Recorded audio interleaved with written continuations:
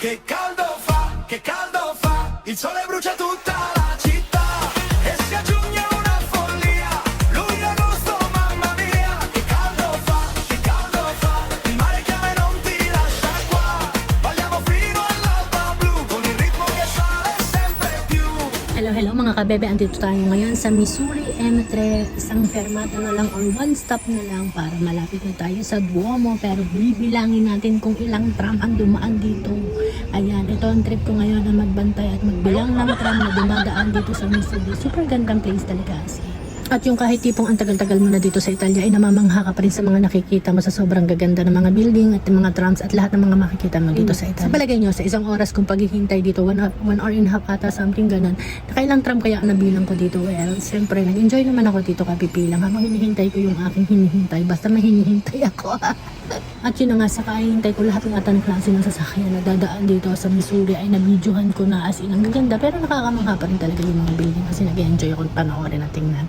At saka yan, no, tulad niya, minuzum-zoom ko pa para makita ko talaga siya ng maganda. Lalo yan, mga stoplight yan, diba? Kakatuwa lang talagang tingnan. Nakailang tawid ata ako dito sa lugar na to para lang i-video yung aking nakikita at para maipakita ko sa inyo, may share ko sa inyo kung gaano kaganda dito din sa Missouri.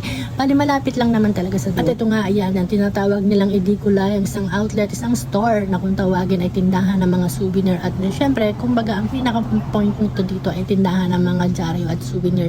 Ayan nga, sobrang gaganda at ang daming souvenir dito. Syempre, ayan, patingin-tingin lang tayo, window shopping ikang. Pero, ayan, enjoy naman.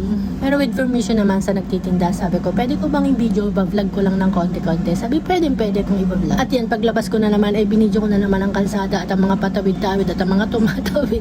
Ang lakas ng trip ko, di ba? O, di ba? Ganyan lang talaga. Yung napatawid ako, sumunod ako doon sa tinawidan ng mga bata, ay naka-red pala. Oh my God. Tingnan nyo naman kung gaano kaganda, as in ang ganda. Yan, super gandang place, o diba? Ang dami, super daming tram na dumaan. Doon ako nag-enjoy sa tram eh. Ayan, yun sa bandang yun, doon na malapit na ang Duomo na tayo. Yun, ganun kalapit lang siya. Ayan, diba? Enjoy ako sa mga nakikita ko. At gusto ko lang ding i-share sa inyo yung mga nakikita ko, kaya binidyohan ko. Yan, at alam ko naman na nagustuhan nyo rin yung inyong mga nakikita dito sa aking video. Pero bigyan nyo lang ng konting pasensya kasi mahaba-haba rin tong aking vlog na to. Enjoy naman ako. Nakailang tram kaya ako? Sino kaya makakahuli? Comment down below kung sino makahula kung ilang tram ang dumaan dito sa aking mga binibilang na tram. Iba't ibang klaseng tram, iba't ibang kulay din, iba't ibang number kasi yan. By numbers kasi kung saan ka pupunta ang tram na sasakyan. Kaya yan, enjoy naman ako at enjoy din sana kayo sa akin panonood ng aking vlog.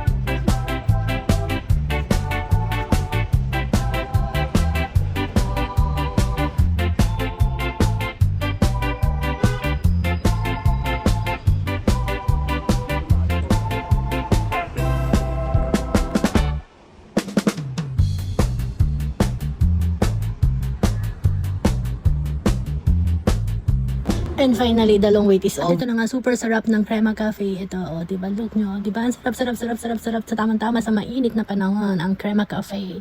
And thank you for the treat sa aking matagal na hinintay. Nakaupo natin. At dito lang yan sa Missouri Time Cafe. Thank you for watching.